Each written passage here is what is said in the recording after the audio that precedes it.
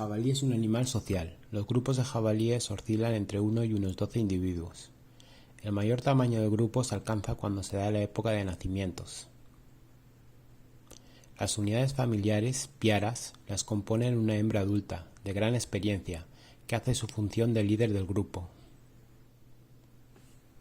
Como vemos en el vídeo, podemos observar en el grupo otra hembra adulta o subadulta.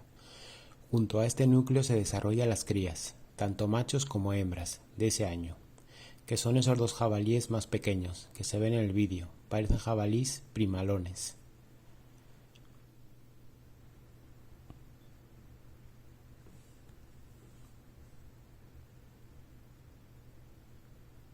Vemos un jabalí primalón, aproximadamente tendrá un año y puede pesar más de 30 kilos.